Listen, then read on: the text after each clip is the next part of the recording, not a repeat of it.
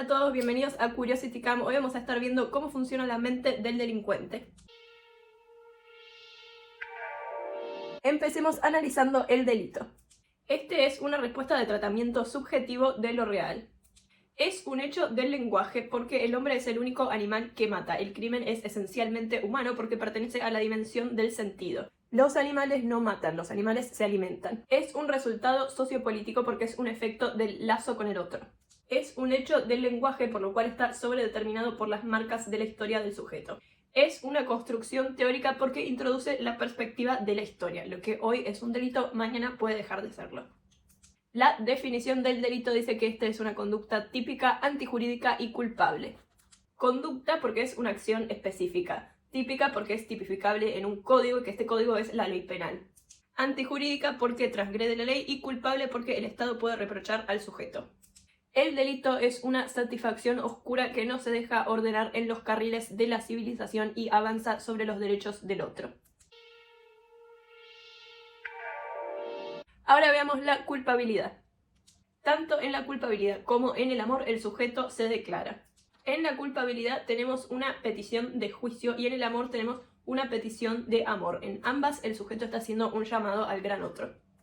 Culpabilidad y amor bailan con el sistema de prohibiciones. Ambos están estructurados como un lenguaje porque están legislados. Es decir, tienen un código de conducta, como puede ser la ley penal, o los códigos de la relación de pareja o el matrimonio. Ahora vemos el acto criminal.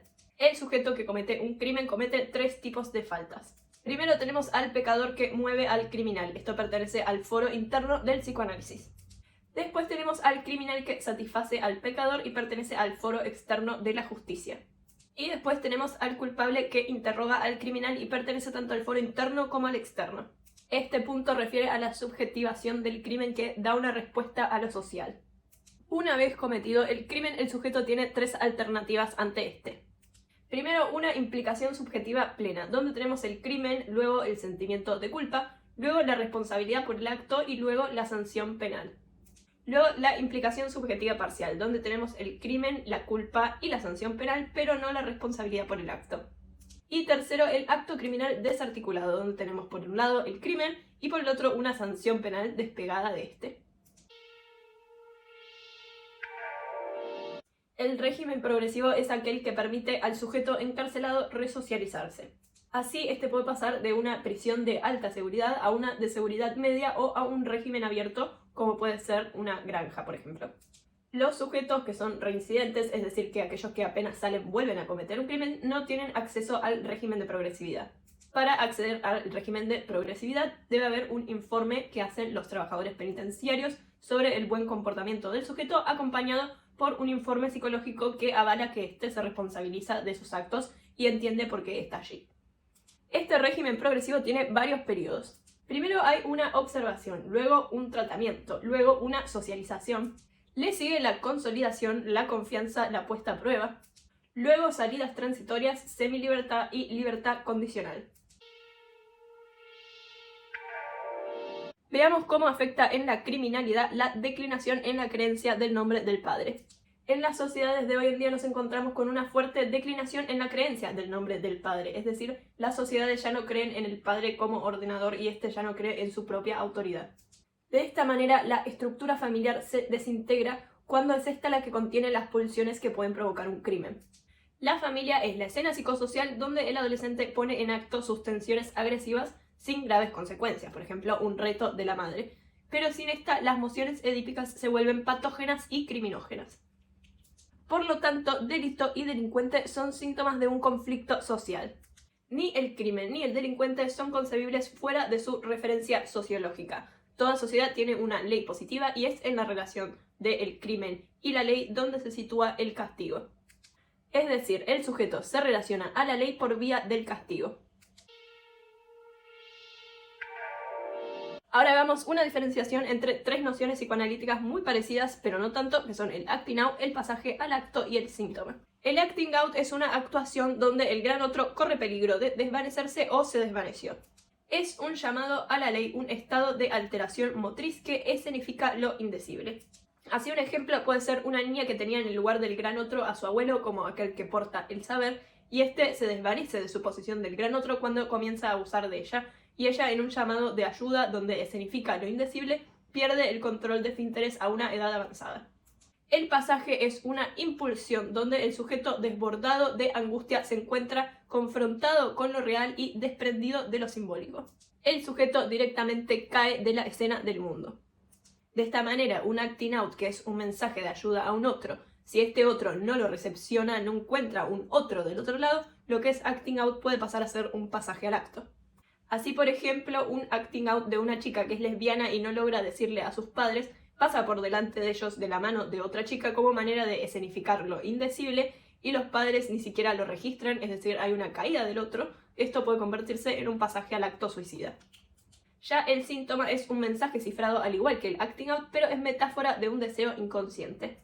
¿Por qué acting out y pasaje al acto pueden relacionarse con la criminalidad? Porque ambos alimentan la motricidad desmesurada con mucha angustia, y esta angustia puede transformar al sujeto en pura violencia. Así, un ejemplo puede ser el caso de las hermanas Papin, dos hermanas que eran abusadas por su padre y terminaron asesinándolo entre las dos y arrancándole los ojos. De esta manera uno se pregunta de dónde sale tanta fuerza de estas hermanas, y proviene de la motricidad desmesurada que alimenta la angustia y que produjo el pasaje al acto de estas niñas. Por un lado tenemos la estructural y enigmática tendencia masoquista del yo, y por el otro lado tenemos al Edipo como argumento y a la familia como escena psicosocial que permite tramitar esta tendencia masoquista. Entonces tenemos de este lado los imposibles del incesto y el parricidio, y de este lado el Edipo que hace la argumentación de estos imposibles para tramitar lo patógeno.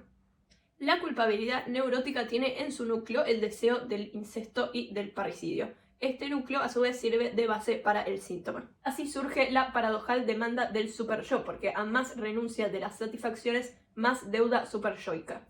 En la neurosis el castigo funciona como partener del reproche, porque cada vez que hay más renuncia hay más ferocidad punitiva. El núcleo del síntoma del hablante es el castigo por desear. De esta manera entendemos al superyo como la voz interiorizada del padre y el castigo como el resto de su enunciación. El superyo hace que sea posible la inscripción del castigo por los deseos incestuosos y parricidas. Su inscripción simbólica hace posible su tramitación sintomática. De esta manera, el padre es el elemento simbólico en nombre del cual inscribir la prohibición del goce, necesaria para vivir en sociedad y dentro de una cultura. En el crimen superyoico, el castigo se impone como un real, ante la ausencia de otras vías simbólicas de intervención. La culpa comanda desde lo real a que el sujeto realice acciones tendientes a encontrar el castigo. De esta manera, a la culpabilidad no ligada, el delito le ofrece una ligadura. La ritualidad jurídica nombra al acto, pero no al sujeto que lo cometió, es decir, escinde al sujeto de su acto. Arranca el castigo de lo real y lo instituye en el discurso de un gran otro, que es el juez. De esta manera, la enunciación del juez posibilita la inscripción del castigo. En el sujeto con culpabilidad por vivir, fracasa la función del gran otro en su carnadura real. El gran otro no existe y no hay escena que sostenga la vida. No hay un soporte de referencia afectiva que enlace el sujeto a un deseo. El sujeto es un objeto rechazado en el deseo del otro y su existencia queda melancolizada. La deuda no es por la vida, sino por una muerte que no aconteció y no cesa de no inscribirse.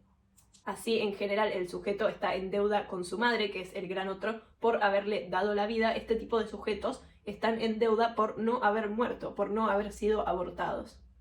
Y este rechazo u omisión del gran otro es actuado infinitamente por el sujeto. Y nuevamente, ante la culpabilidad no ligada, el delito viene a ofrecerle una ligadura. En estos sujetos falta el punto del ideal. Es decir, falta que el gran otro se vea amable y que el sujeto se vea a sí mismo pasible de ser amado.